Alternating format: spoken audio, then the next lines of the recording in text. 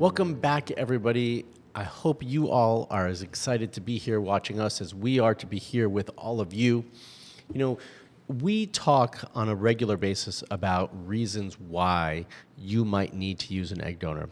Today, we're covering a topic that we have not covered before, and this is about medical conditions, medical concerns, and medical reasons why someone might need to consider using an egg donor. So we're going to dive into that today. So all of you who have pre-existing medical conditions, have had long-term reproductive health-related issues, this video is for you because we're going to be diving deep into that and how egg donation might be the solution for what you're dealing with. As I can't say as always, but as often, I have Dion here to join me and help educate all of you. Welcome back, Dion. Thanks for being here. Yes, thank you. So there are a slew of medical reasons why women might need to, and couples for that matter, might need to consider using an egg donor on their fertility journey.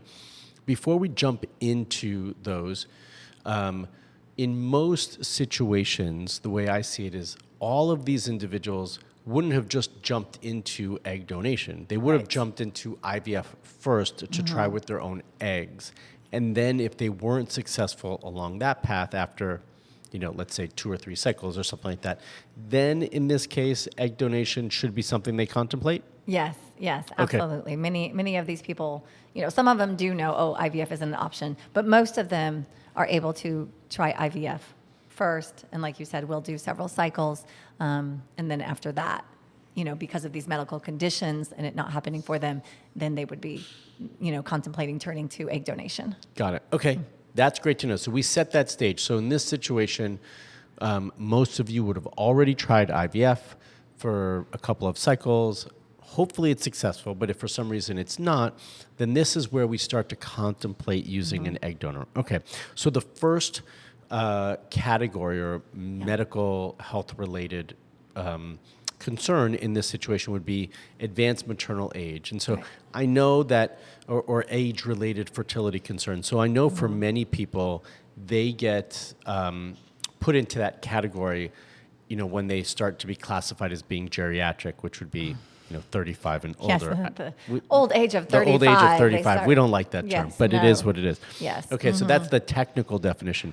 But in reality, I think we're really talking about women over 40 or 42 who are later in life, starting their fertility process, wanting to have a family, and they've been unsuccessful, correct? Yeah, no, absolutely. That is probably, one of the most frequent reasons. And a lot of times is, the way life is today, many, people don't meet their partner until later in life, or, they have career goals and traveling, and have, prioritized other things and not been able to start their family at a younger age. And so, that is one of the most common reasons is, like you said, it's generally, people over 40, people who, 35 to 40, often thankfully are successful with IVF, but over 40, it does become more challenging. And we do have many couples, who are both partners are over 40. And then, they do turn to using an egg donor in order to build their family.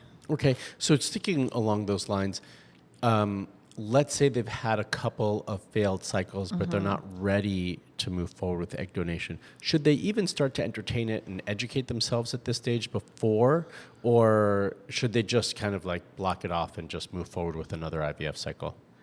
I think, it really depends on the couple. Many couples, like to, let's think about our backup plan and just start considering what it may be like to use an egg donor and what are our options.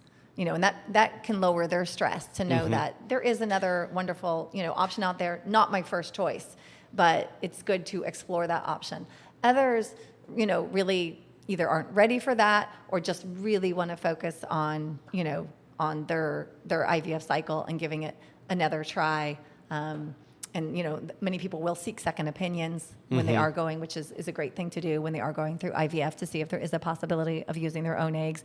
And then many are will go, oh, let me give it one more try before even thinking about egg donation. But others like to start browsing a database, start talking to, someone from YourEggs and, what is the process like, and have an idea about what it would Well, be. it makes them feel proactive about the process, Yes. even though, so they could do both simultaneously. They could be Absolutely. looking and trying to understand that process and Yes. learning more about it. And then simultaneously on the other side, they're going to go forward with another cycle and see how that works out, hoping that it's successful. But if not, at least they're a Yes. little bit more ahead of the game, so to Yes. speak, And- if they've done that. Absolutely. And Okay. some people may hear from the doctor, oh, you have less than a 1% chance of being successful with IVF. We would encourage you to explore other options.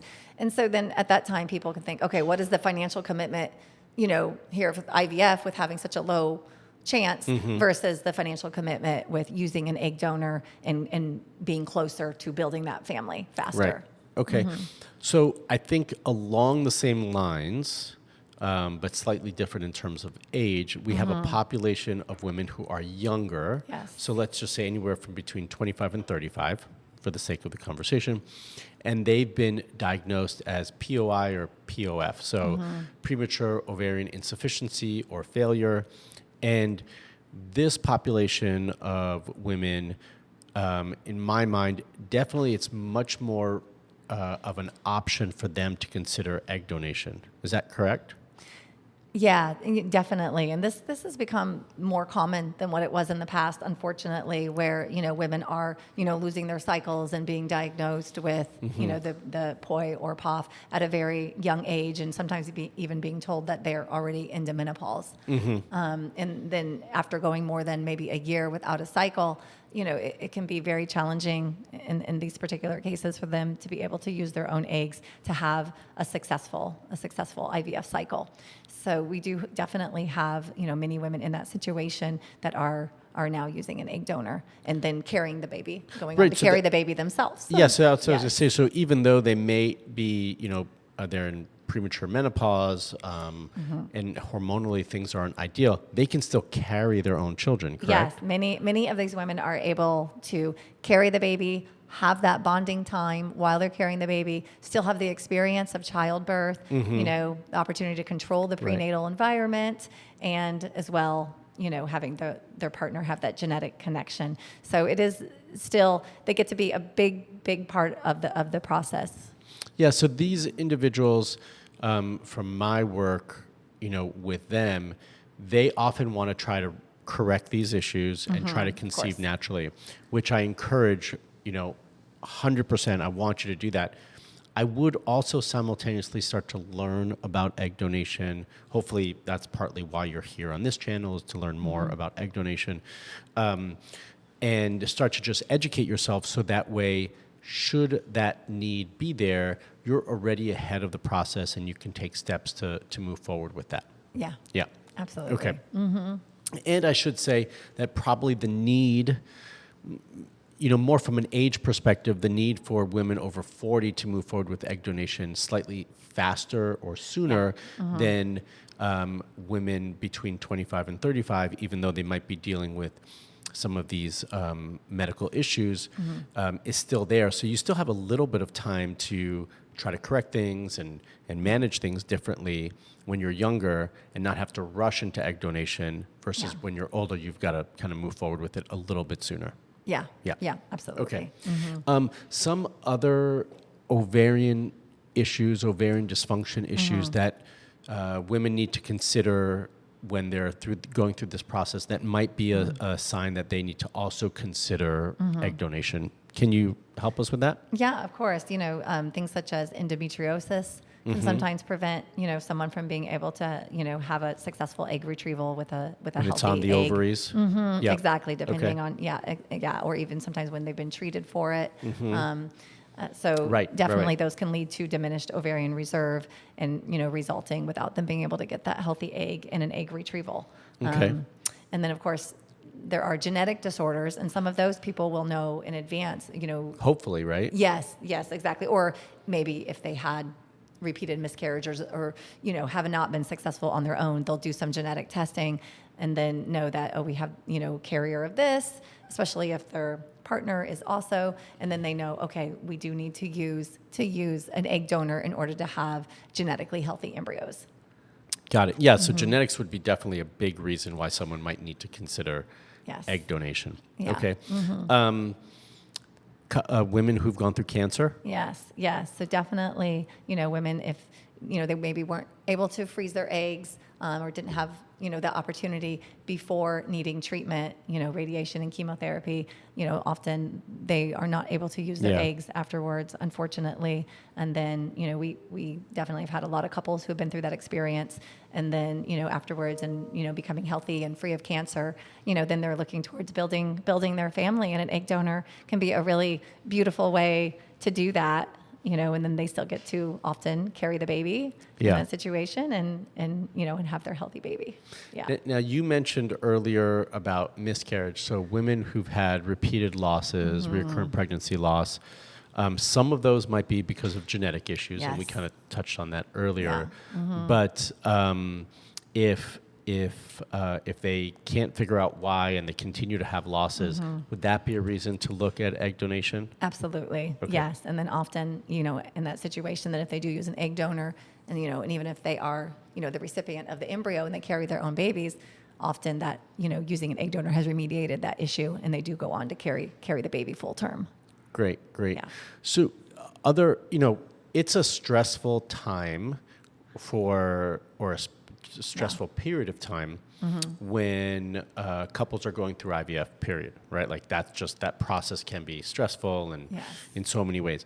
But on top of that, now these couples are also dealing with medical issues, some of which Yeah. we've just mentioned, and there's others. We didn't cover all of them. Yeah.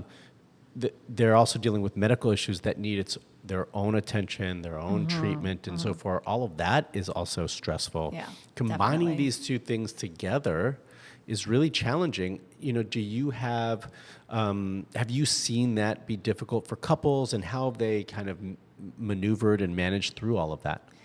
Yeah, no, absolutely. As you said, having many of these medical issues can be challenging on their own, and they're managing them to be as healthy, as they can be. And then on top of that, in order, to learn after going through maybe a couple failed IVF cycles or just from a certain medical condition, learning that you're not going to be able to use your own eggs, it does take some time for people to process. And, we definitely have support, both within our agency as well as many resources outside of our agency that, we work with in order to help people through that process and encouraging them to give themselves some time in order to go through that emotional roller coaster. Yeah, because it's exactly that. It's an emotional roller coaster. It's difficult. You've got good days and bad days just in general. Yes. And then, the egg donation process hopefully is smooth, but sometimes it's not. And the IVF process the same. And so all of that can lead to some emotional turmoil. And so they've got to manage that. And I'm glad to hear that YourEggs is there to support them through that process as well. Yeah.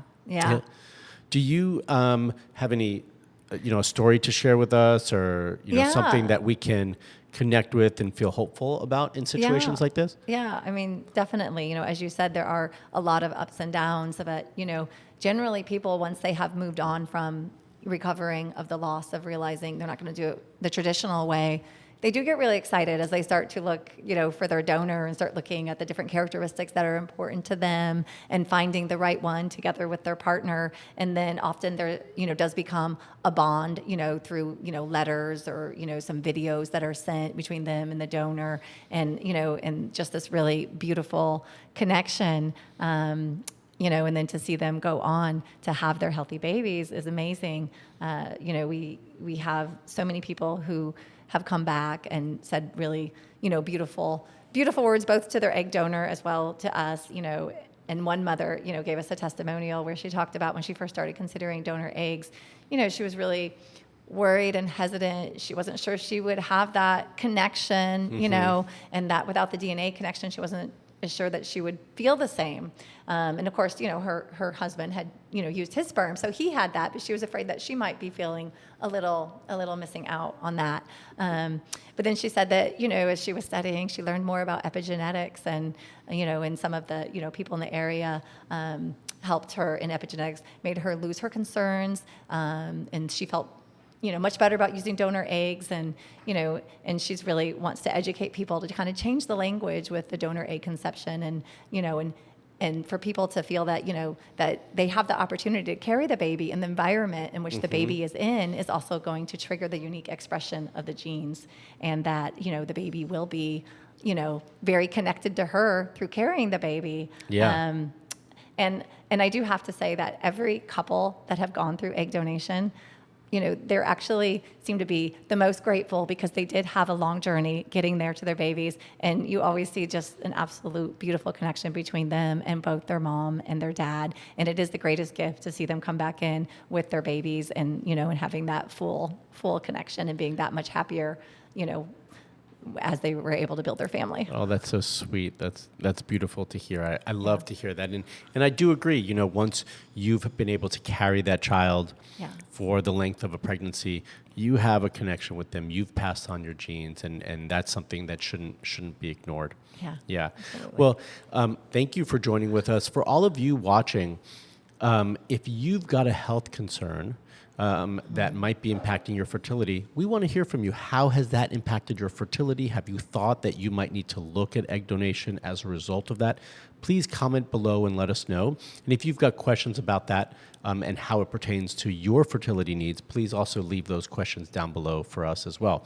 If you like this video, please give us a thumbs up. And if you're not already a subscriber, please make sure to hit that bell and subscribe. And if you want more information about YourEggs and how we can help you on your fertility journey, please reach us at YourEggs.com, and we'll put all of that information in the description below as well.